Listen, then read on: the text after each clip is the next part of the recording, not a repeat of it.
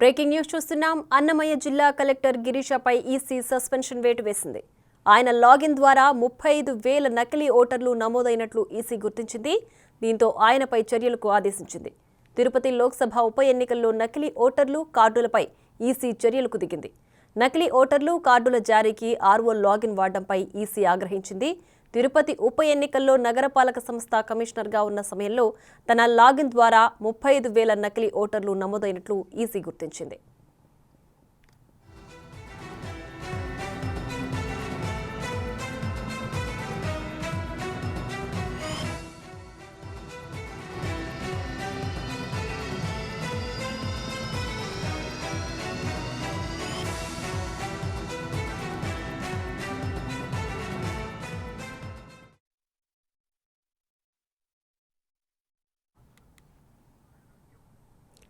ఇక ఇదే అంశానికి సంబంధించి మరింత సమాచారం మా ప్రతినిధి దామోదర్ ఫోన్ లైన్లో అందించడానికి సిద్ధంగా ఉన్నారు. రైట్ దామోదర్, చెప్పండి. నకిలీ ఓటర్లకు సంబంధించి అన్నమయ్య జిల్లా కలెక్టర్ గిరీషపై సస్పెన్షన్ వేటు పడింది కదా, పూర్తి డీటెయిల్స్ ఏంటి?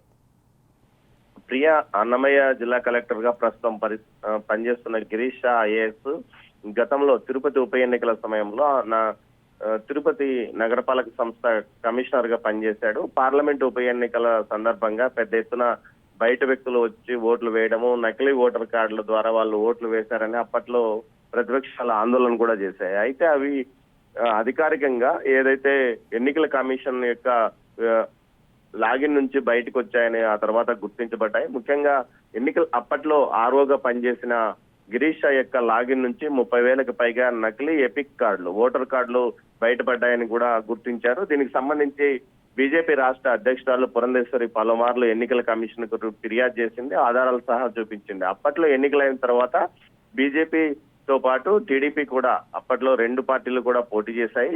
వారు కూడా ఈ ఆధారాలతో సహా చూపించారు. అంతేకాక మాధ్యమాల్లో కూడా పెద్ద ఎత్తున దాని గురించి ప్రచారం కూడా జరిగింది. ఈ నేపథ్యంలో విజయవాడలో జరిగిన ఎన్నికల కమిషన్ యొక్క సమావేశంలో గిరీష్ ఈ విషయం కూడా ప్రశ్నిస్తే, నాకు ఈ విషయం గురించి ఏం తెలియదని కూడా ఆయన చెప్పడం విశేషం. మొత్తం మీద ఈ ఎట్టకేలకు ఎన్నికల కమిషన్ ఈ విషయంలో సీరియస్ గా స్పందించింది.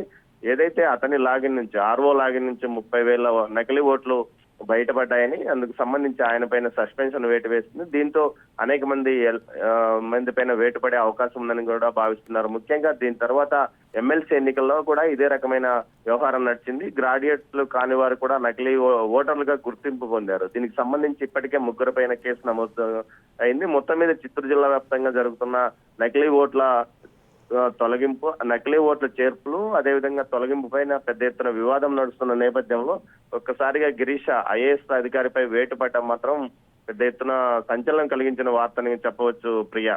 Right Damodar, thanks for the updates.